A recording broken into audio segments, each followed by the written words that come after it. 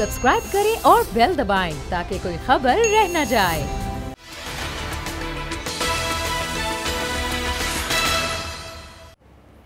अस्सलाम वालेकुम। भारत से ट्रेड नहीं होगा। अगर भारत से ट्रेड नहीं होगा तो पाकिस्तान की जो गारमेंट्स की, टेक्सटाइल की एक्सपोर्ट है उसमें फ़र्क आएगा, क्योंकि पाकिस्तान के पास यान नहीं है, कॉटन नहीं है। दूसरा रास्ता क्या होगा? वज़ीर आज़म पाकिस्तान ने काबीना के अंदर इस फैसले की नफ़ी कर दी कि इंडिया के साथ ट्रेड नहीं होगा। अब जो एक्सपोर्ट है उसको किस तरह से आगे लेंगे, कॉटन यान कहाँ से आएगा, इस पर हम बात करेंगे। एक और बड़ा फैसला हमने देखा अमेरिका के अंदर, सदर बाइडन ने पाकिस्तानी मुसलमान जज को फेडरल जज के तौर पर नामज़द कर दिया है। ये कितना बड़ा कारनामा है, किस इदारे ने नॉमिनेट किया था, वो फेडरल जज बन जाएंगे तो क्या होगा, इस पर भी हम बात करेंगे। लेकिन सबसे इम्पॉर्टेंट मामला वो ये है कि तीसरी लहर कोविड-19 की इस वक्त पाकिस्तान में है और अमवात हो रही हैं। 2 रोज़ पहले 100 पाकिस्तानी जहाँ बाग हुए, कल 84 पाकिस्तानी जहाँ बाग हुए। मुसलसल सख्ती हो रही है, हुकूमत सख्ती कर रही है, हुकूमत की जानिब से सख्ती हम देख रहे हैं। SOPs पर अमल दरामद करवाने की कोशिश की जा रही है, बाज़ार बंद करवाए जा रहे हैं। पंजाब में तो FIRs कट रही हैं, गिरफ्तार हो रहे हैं, दुकानदार गिरफ्तार हो रहे हैं, लोगों को, सड़कों पे चलने वाले लोगों को जो मास्क नहीं पहने हुए उनको गिरफ्तार किया जा रहा है। ये तीसरी लहर कितनी ज़्यादा ख़तरनाक है और इसको किस तरह से टैकल करना है, क्या तरीक़ेकार होगा कि इसको टैकल करेंगे। मेरे साथ अहम शख्सियात इन मौज़ूआत पे गुफ्तगू करने के लिए मौजूद हैं। मेरे साथ स्टूडियो में मौजूद हैं साबिक़ वफाकी वज़ीर रहे हैं, कारकुन कहते हैं अपने आप को, कई महकमों को वफाक में चलाते रहे हैं, कराची से इंतखाबात जीतते रहे हैं, बुज़ुर्ग शख्सियत हैं, मेरे उस्तादों का दर्जा रखते हैं और जब गुफ्तगू करते हैं तो ऐसी गुफ्तगू होती है कि मसाइल भी और उनके हल भी। हाजी हनीफ तैयब साहब मेरे साथ मौजूद हैं। अस्सलाम वालेकुम। वालेकुम सलाम। और मेरे साथ स्काइप पर मौजूद हैं पाकिस्तान मेडिकल एसोसिएशन के जनरल सेक्रेटरी, मुसलसल हम उनसे बात करते हैं, डॉक्टर कैसर सज्जाद साहब। गहरी नज़र रखते हैं ये कोविड-19 के हवाले से।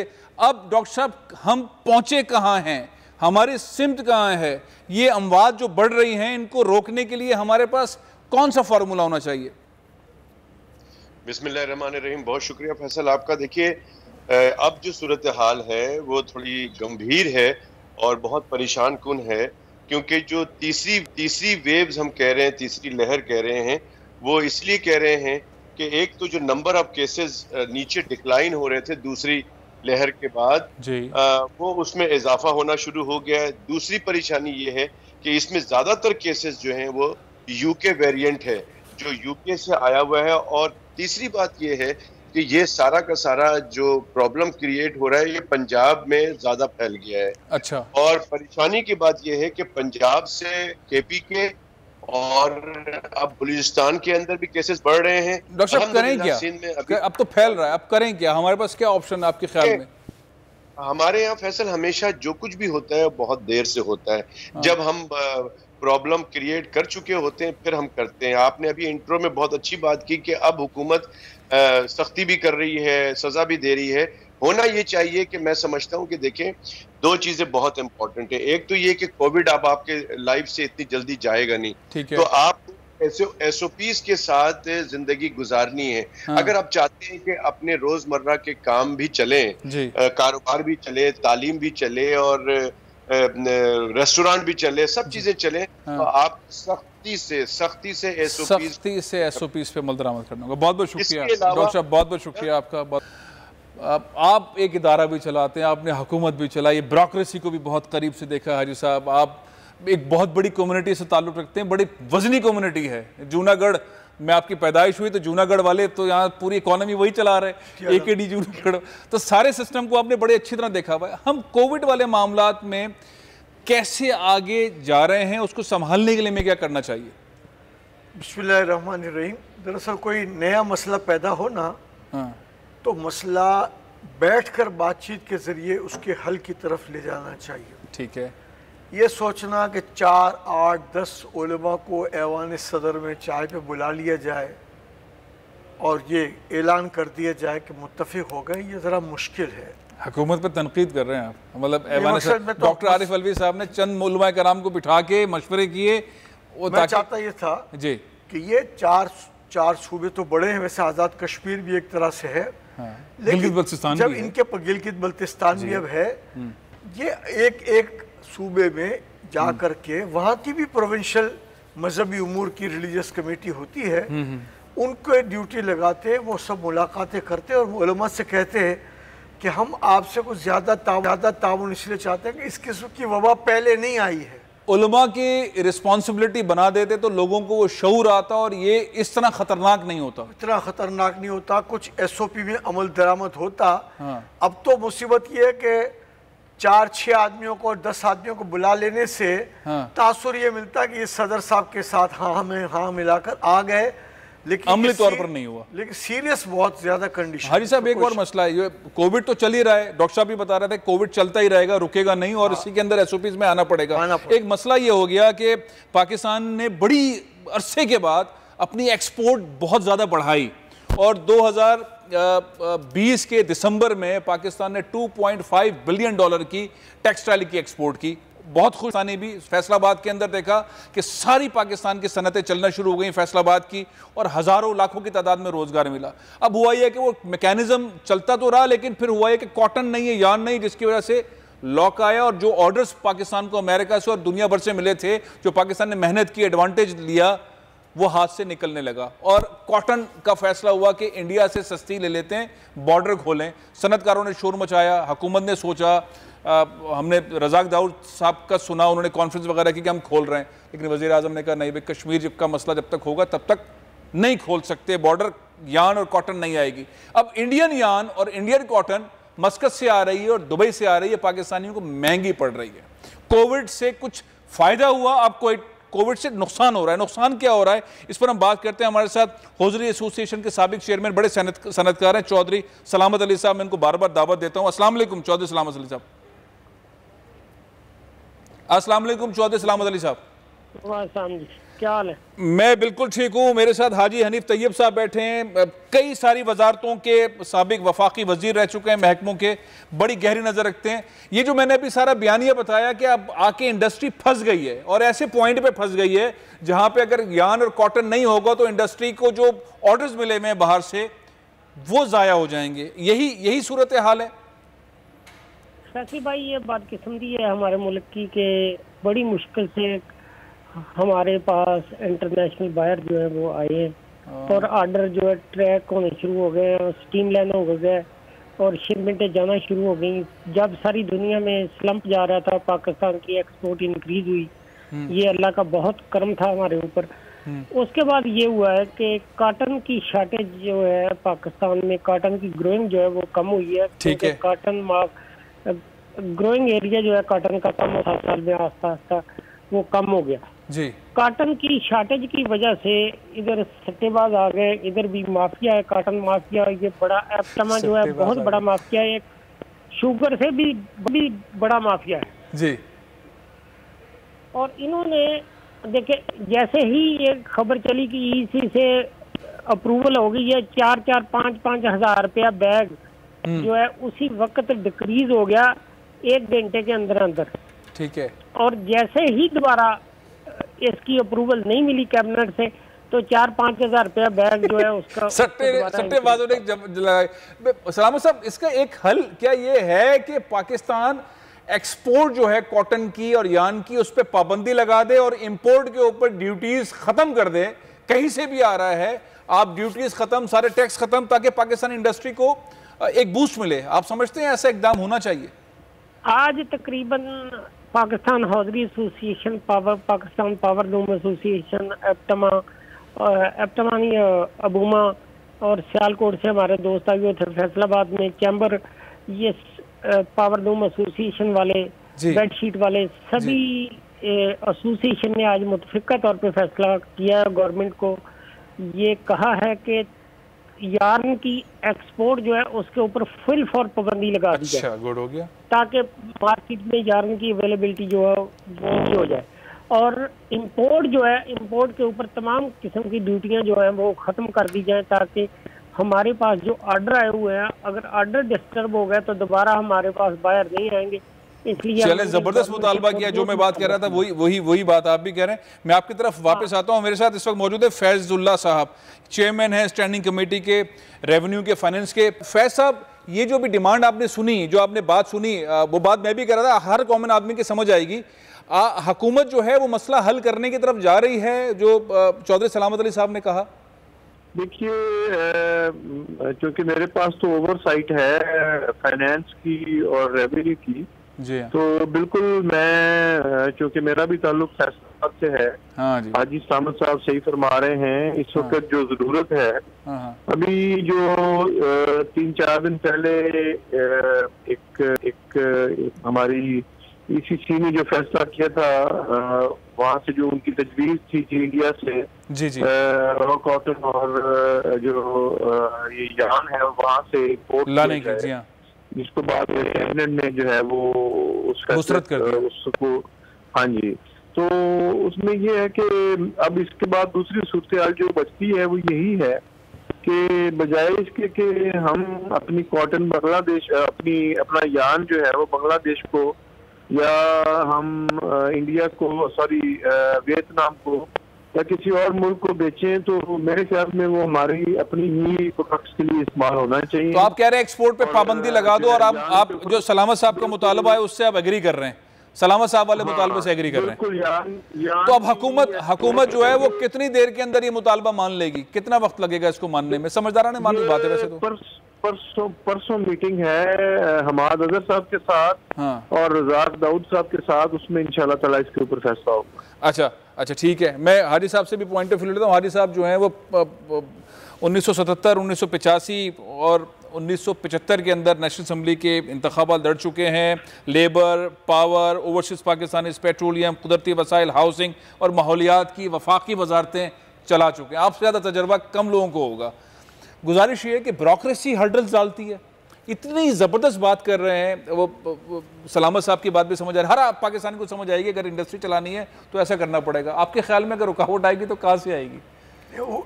ब्यूरोक्रेसी भी रुकावट बनती है, लेकिन मैं भी कई मरतबा economic coordination committee of the cabinet का मेंबर रहा हूँ, तो मीटिंग में शरीक होता था जी।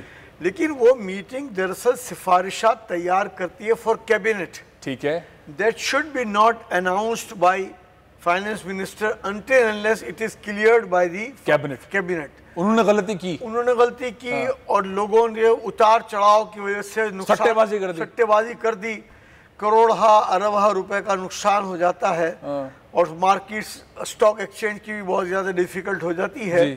तो इसलिए करना चाहिए, लेकिन मेरे ख्याल में जहाँ भी गवर्नमेंट का विल हो और गवर्नमेंट के मेंबर्स कैबिनेट तैयार करके जाए, मिनिस्टर तैयार होकर बैठा हो ना ब्यूरोक्रेसी के सामने, तो कुछ नहीं होता। मैं एक मिसाल देकर समझा रहा हूँ, छोटी सी मिसाल है जी कि मुझे सेनेट में सबसे पहला क्वेश्चन सेनेटर कौसर नियाजी साहब ने पूछा जी कि when will unemployment and in Pakistan.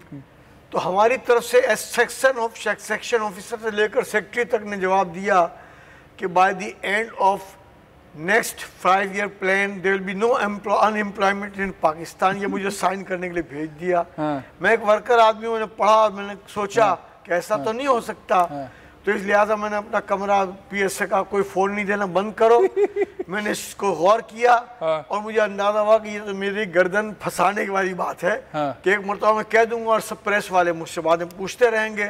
मैंने एक जवाब तैयार किया जो नॉन कमिटेड जवाब था जी। और फिर मैंने सेक्रेटरी को कहा कि जिस आदमी ने साइन किए सेक्शन ऑफिसर से लेकर आप तक सबको आप कमेटी रूम में जमा करें, मैं आकर बात करना चाहता हूं। ठीक है। उनका अंदाजा ये था कि एक कराची से मौलवी कोई आया है, लेकिन उन्हें क्या मालूम था कि आप क्या हैं। लिहाजा मैंने खुद तिलावत की, मुख्तसर नात की, और मैंने इनसे बामरे मजबूरी समझ लीजिए अंग्रेजी में बात शुरू की।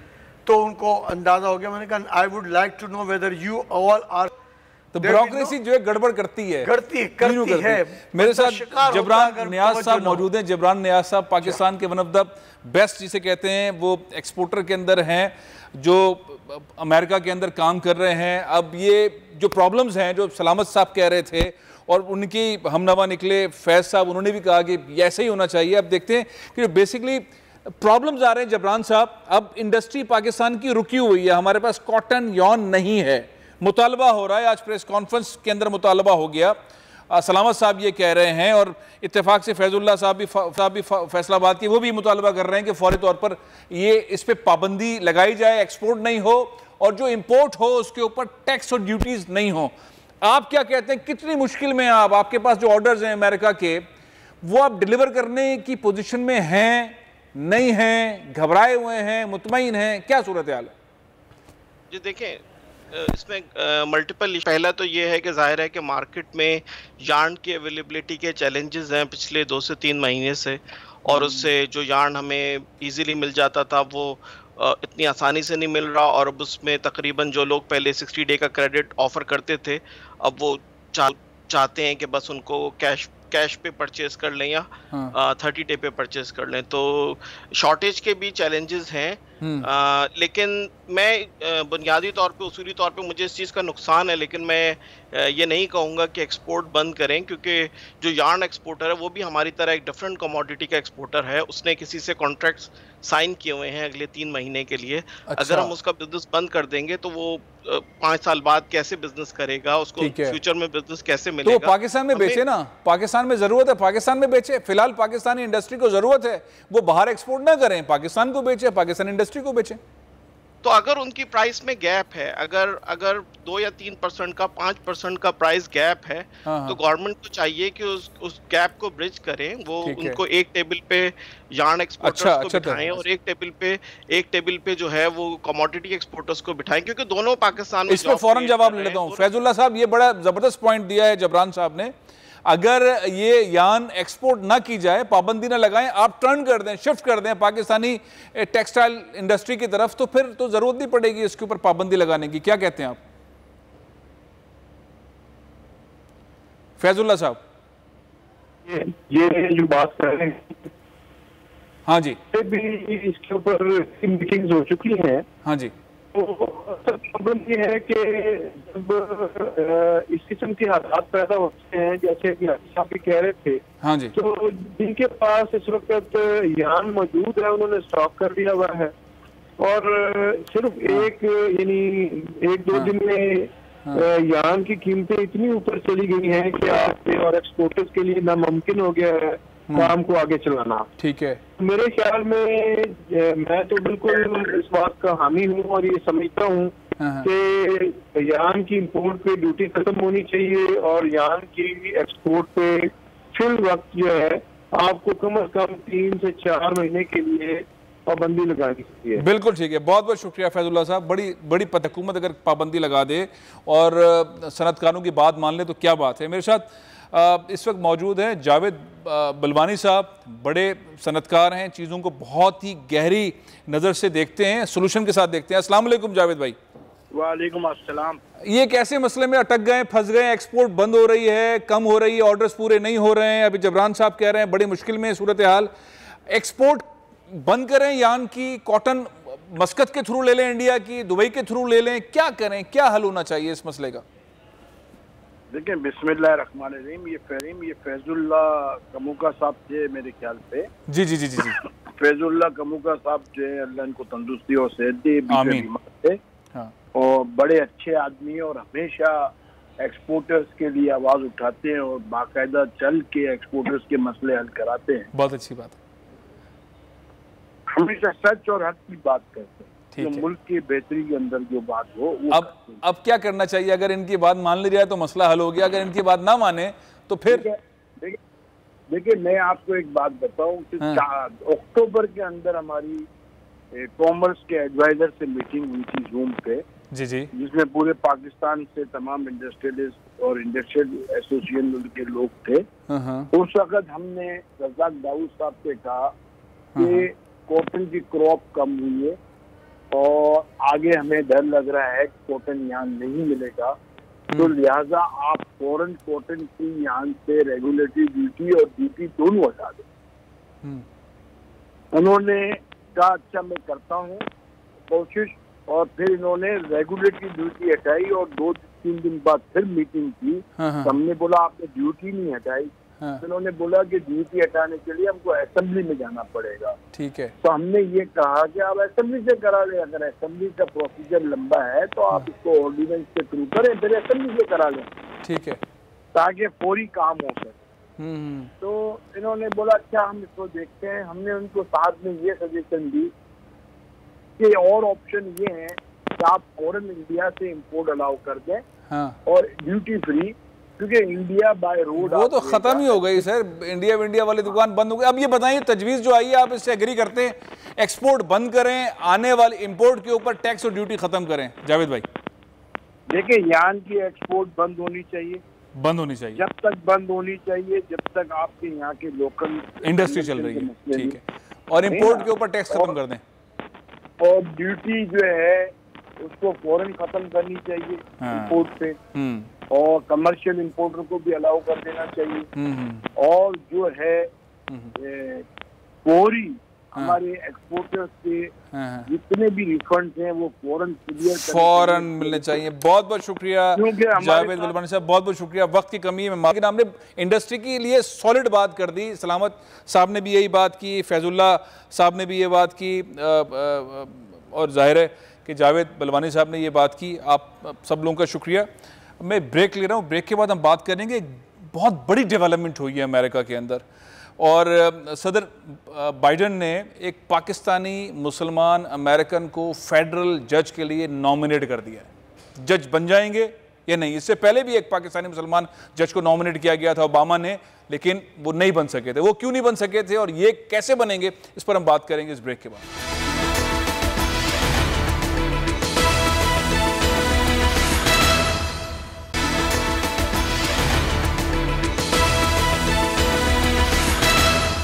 महंगाई इस तरह आगे जा रही है, ऐसा लगता है ना वज़ीर आज़म देख रहे हैं, ना सदर मुमलिकत देख रहे हैं, ना कोई गवर्नर देख रहा है, ना कोई सीएम देख रहा है, ना कोई मिनिस्टर देख रहा है। ब्यूरोक्रेट्स से तो पूछे नहीं, जिनकी जिम्मेदारी है कि सरकारी लिस्ट के ऊपर ख़रीदो फरोख्त होनी चाहिए। अब रमज़ान आ रहे हैं, महंगाई अपने अरूज पर है। इस महंगाई को काबू करने के लिए कौन है जो इसको काबू कर पाएगा? डॉक्टर अशफाक हसन खान साहब मेरे साथ मौजूद हैं। डॉक्टर साहब अस्सलाम वालेकुम। जी वालेकुम सलाम। डॉक्टर साहब, किस तरह महंगाई को काबू पाया जाए, तरीक़ेकार है कोई? देखिए, रमज़ान के महीने में आप जितने भी चीखते रहेंगे, जितनी भी टेलीविजन पर दिखा रहे हैं, कोई हुकूमत उससे कंट्रोल नहीं कर सकती है। उसकी वजह यह है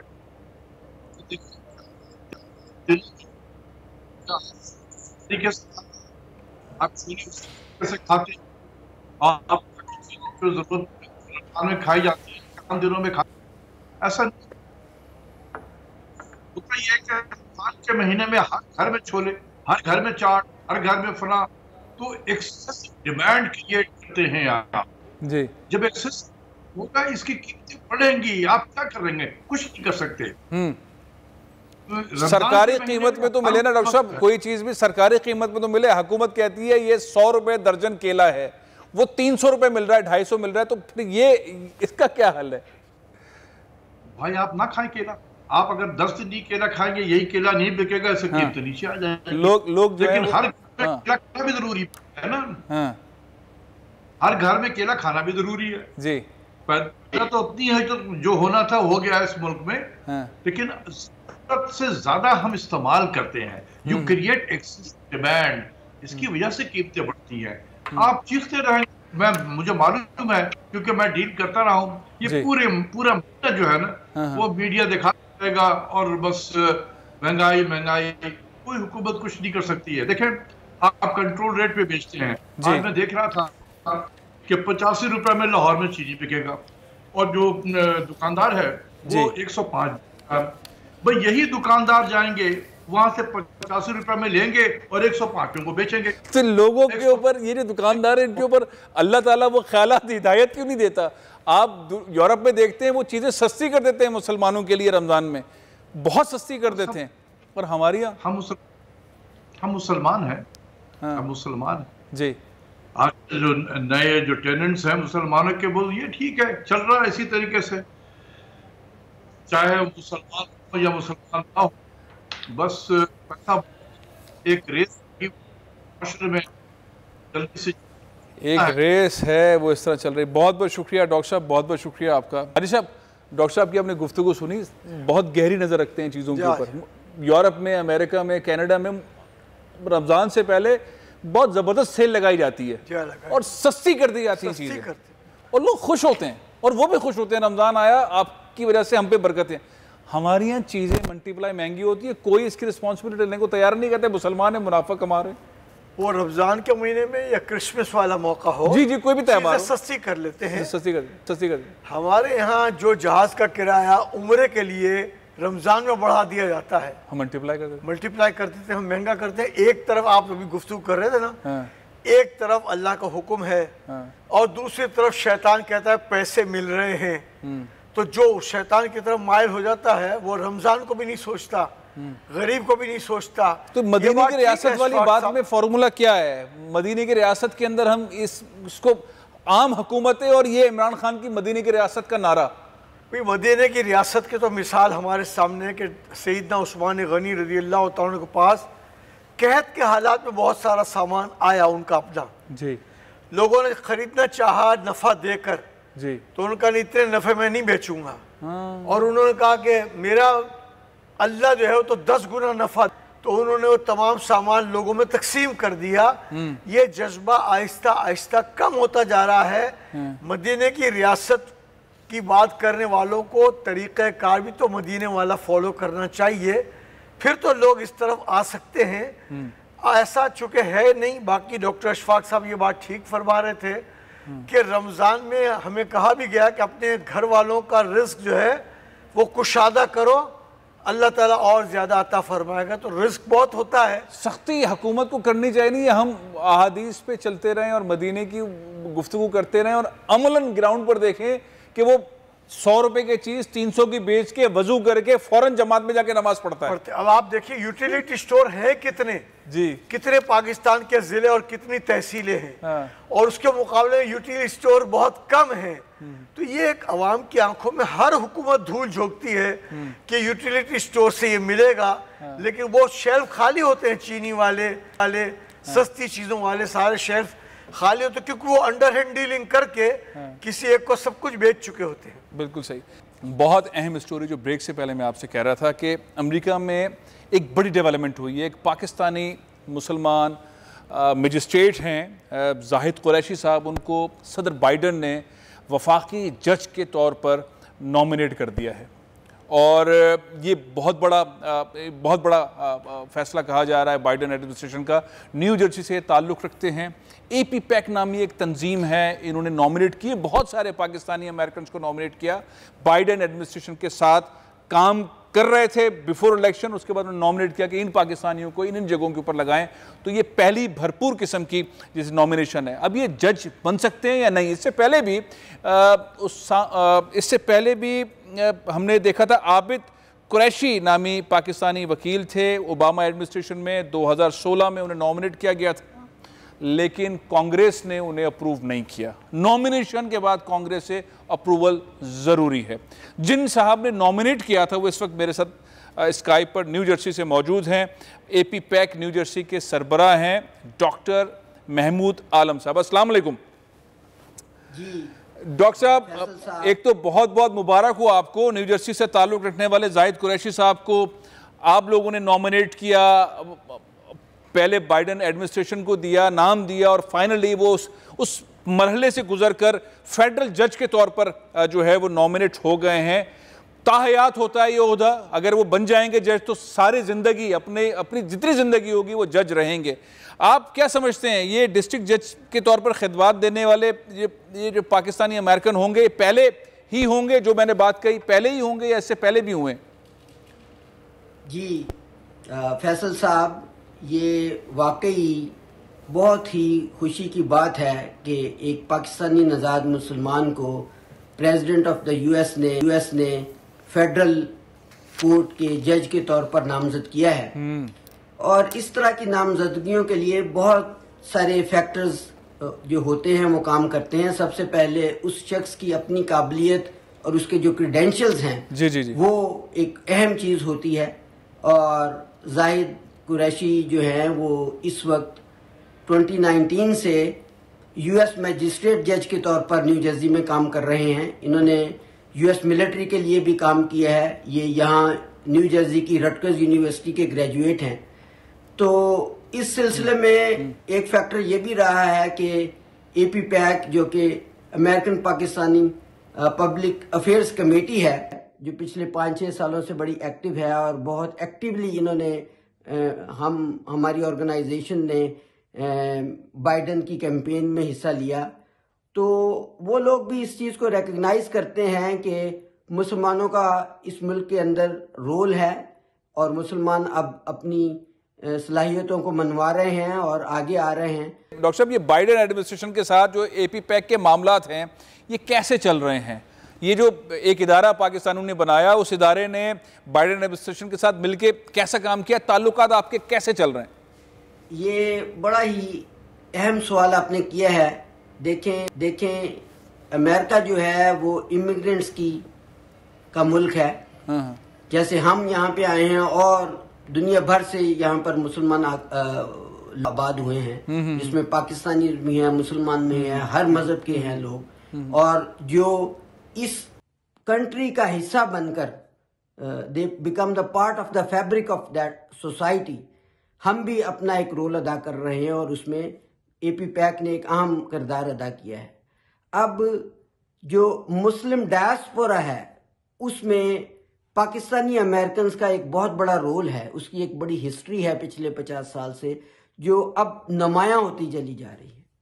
तो हम इस स्ट्रगल में जो मुसलमानों को दरपेश हुई 9/11 के बाद ख़ास तौर पर, उसमें हम बराबर के शरीक हैं अपनी कम्युनिटी के साथ, और हम जो है वो बाई पार्टीसान स्ट्रगल करते हैं। हमारे ताल्लुकात रिपब्लिकन पार्टी से भी हैं, ऑल्दो के ये पिछले जो 4 साल ट्रंप की एडमिनिस्ट्रेशन के थे वो डिफरेंट काइंड ऑफ एडमिनिस्ट्रेशन थी, और उसका भी एक ये जो बाउंस बैक करके बाइडन साहब सदर बन सके हैं कि बहुत सारे लोगों ने उन पॉलिसीज़ को पसंद नहीं किया, ख़ास तौर पे मुस्लिम बैन और बहुत सारी डिस्क्रिमिनेटरी जो चीज़ें थीं हमारे ख़िलाफ़।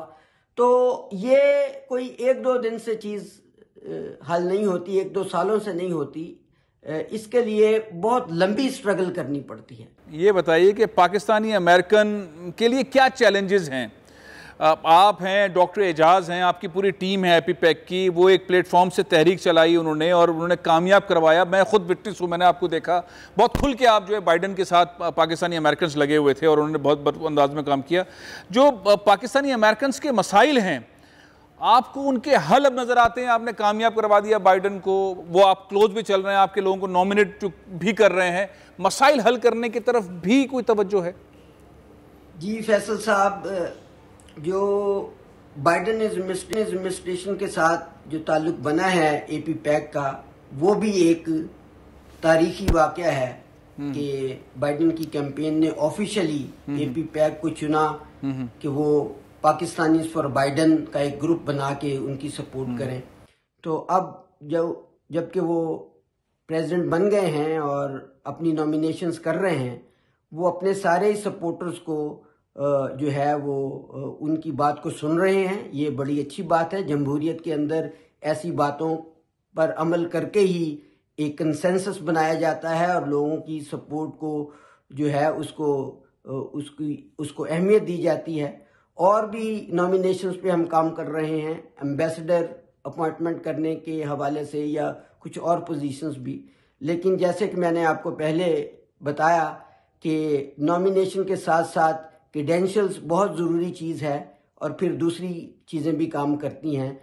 हम होपफुल हैं कि कुछ और नॉमिनेशंस भी अगले चंद वीक्स में आएंगी जिसमें एपी पैक जो है इम्पोर्टेंट रोल अदा करेगा। सवाल आखिरी करना चाहता हूँ, इस वक्त जो बाइडन इंतजामिया है उसने हुकूमत पाकिस्तान के साथ ताल्लुकात जो हैं वो किस तरह रखे हुए हैं? हमने भी देखा एक माहौलियाती कॉन्फ्रेंस हो रही है, पता नहीं किन किन ममालिक को बुलाया। पाकिस्तान ने तो बहुत ज़बरदस्त काम किया था, लेकिन इमरान खान साहब ने उस पर ट्वीट भी कर दिया है, पाकिस्तान को क्यों नहीं बुलाया? क्या वजह है कि ऐसा क्या मामला है दोनों ममालिक के दरमियान? जी फैसल साहब, आपने ये बहुत मुश्किल सवाल कर दिया है मुझे। कि जो रिसेंटली चीज़ हुई है कि जो समिट हो रही है क्लाइमेट के हवाले से, माहौलियात के हवाले से, उसमें जो 40 मुल्क शिरकत करेंगे मिड अप्रैल के अंदर, उसमें पाकिस्तान का नाम नहीं है। तो उसमें मैं ये समझूंगा, कहने की कोशिश करूंगा कि देखें, हर मुल्क की अपनी एक पॉलिसी होती है और ताल्लुकात में भी जो फॉरेन रिलेशंस होते हैं उनमें भी उतार चढ़ाव आता रहता है। तो मैं इसको कोई बहुत ज़्यादा सीरियस चीज़ तो नहीं कहता कि रिलेशनशिप में वाक़या हो चुकी है। मेरे ख्याल में पाकिस्तान अमेरिका दोनों को ही एक दूसरे की ज़रूरत है, ख़ास तौर पर जो जियोपॉलिटिकल सिचुएशन इस वक्त साउथ एशिया के अंदर डेवलप हुई है, ख़ास तौर पर चाइना का जो एक इन्फ्लुएंस जो बढ़ता चला जा रहा है, और उसमें जाहिर है कि पाकिस्तान ने सीपैक के हवाले से चाइना को जो है उसके साथ मिलकर कोऑपरेट किया है और उनको के साथ मिलकर इंफ्रास्ट्रक्चर क्रिएट किया है। तो उसमें जाहिर है कि हमारा ये मुल्क है यूएस, इसमें हम सिटीजन हैं, इनकी अपनी जो है वो एक पॉलिसी है कि किस तरह से उस खिते में अपने असर को बरकरार रखा जाए, और उसमें इंडिया का रोल बड़ा सामने आ रहा है। बहुत बहुत शुक्रिया आपका महमूद आलम साहब, एपी पैक के। हाजी साहब, ये पाकिस्तानियों के लिए बहुत बड़ा एक रोल प्ले कर रहे हैं। आप क्या देखते हैं कि पाकिस्तानी अमेरिकन जो खिदमत अंजाम दे रहे हैं बाइडेन एडमिनिस्ट्रेशन के साथ मिलकर, एक जज बनने जा रहे हैं पाकिस्तानी फेडरल जज, क्या असरात होंगे इसके? सरदस्त उम्मीद तो बहुत अच्छी है, क्योंकि जब मंजूरी होगी वो अलग बात है, लेकिन डोमिनेशन हो जाना डिमांड पर वो एक बड़ी बात है। इससे अच्छी उम्मीद रखनी चाहिए, खासतौर पर डोनाल्ड ट्रंप के बाद लोग बड़ी तवक्कुआत रखते हैं बाइडेन से, और बाइडेन को इस तवक्कुआत पर पूरा उतरना चाहिए। लेकिन एक सवाल या निशान भी आपने जाहिर कर दिया है कि एनवायरमेंटल अफेयर्स में एक बुलाया नहीं। बिल्कुल पाकिस्तानी अमेरिकन के साथ ताल्लुकात जबरदस्त हैं, लेकिन पाकिस्तान के साथ ताल्लुकात करने के लिए बाइडेन एडमिनिस्ट्रेशन के दरमियान कोई ब्रिजिंग का रोल, कोई लॉबिंग का रोल की ज़रूरत है कि किस तरह पाकिस्तान और बाइडेन एडमिनिस्ट्रेशन के दरमियान ताल्लुकात बेहतर हों। अभी उसका फुकदान नज़र आ रहा है। प्रोग्राम यहाँ ख़त्म कर रहा हूँ, इंशाअल्लाह अगले हफ्ते फिर मुलाकात होगी। इजाज़त दीजिए। पाकिस्तान जिंदाबाद।